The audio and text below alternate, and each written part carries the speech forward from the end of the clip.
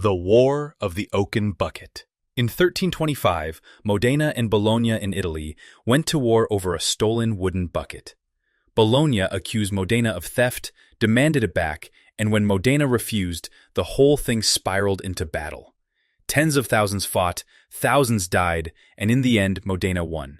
They proudly displayed the bucket like a trophy, and believe it or not, you can still see it in Modena today. Imagine dying bravely on the battlefield and your family being told he gave his life for a bucket. The War of the Golden Stool. In 1900, the British demanded to sit on the Ashanti people's sacred Golden Stool in Ghana, not realizing it wasn't just a throne, but the very soul of the nation. The Ashanti fought back fiercely. Though the British had guns and numbers, the Ashanti resisted with passion and pride. The stool was never surrendered, proving that sometimes a symbolic object is worth more than an empire's demand. The British ended up embarrassed, and the Ashanti kept their culture intact. The War of the Whiskers.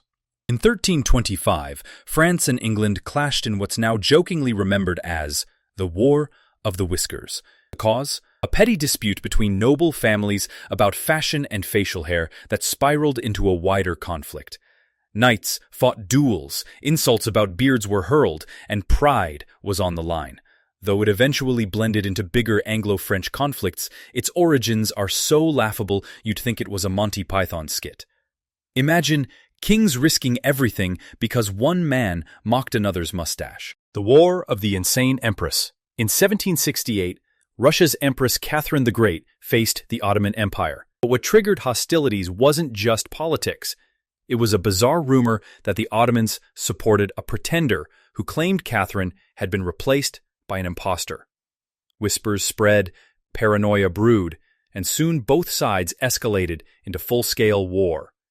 Tens of thousands perished over a wild conspiracy theory that sounds like something cooked up on a sketchy internet forum. Proof that nonsense rumors can be deadlier than any army. The War of the Cheese. In the 1840s, Uruguay and Argentina had tensions already, but one spark came from, you guessed it, cheese. Smuggling disputes over cheese imports spiraled into armed clashes along the border. Soldiers literally looted dairies and fought over control of cheese shipments. While the broader politics were complex, history remembers it for the absurdity of muskets fired because of dairy. Entire regiments marching and dying just to control the cheese trade. The War of the Stray Dog. In 1925, a Greek soldier chased his runaway dog across the border into Bulgaria. The Bulgarians shot him. Greece retaliated, and soon both sides exchanged fire. Casualties mounted, and the League of Nations had to step in to stop the chaos. Hundreds were dead or wounded, all because of one runaway pup. If someone had just given the dog a bone, maybe hundreds of lives would have been saved. The War of the Dancing Plague. This one isn't officially called a war, but in 1518, Strasbourg, France, people literally danced themselves to death. Hundreds were caught up in a dancing mania, collapsing from exhaustion. Local leaders treated it like an enemy attack, even hiring musicians to play the madness out. Instead, more people joined in, and dozens died. No swords, no cannons, just sheer absurdity. It shows that sometimes the most destructive wars aren't against people, but against mass hysteria. The War of the Pigs and Potatoes. In the 1840s, Prussia and Switzerland nearly fought a war when Swiss farmers accused Prussian troops of stealing potatoes and pigs near the border. Skirmishes broke out, shots were exchanged, and for weeks both sides mobilized armies. Eventually, cooler heads prevailed, but not before people seriously thought Europe might erupt over pigs and potatoes. Forget freedom and glory. This was about breakfast and dinner. The War of the Buttons.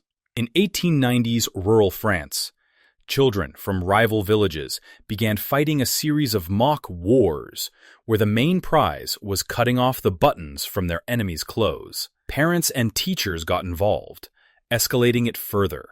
While not a war in the traditional sense, it became legendary for showing how easily humans, big or small, can turn nothing into conflict. The kids ended up tearing clothes to shreds, marching proudly home with bags of buttons as spoils of war.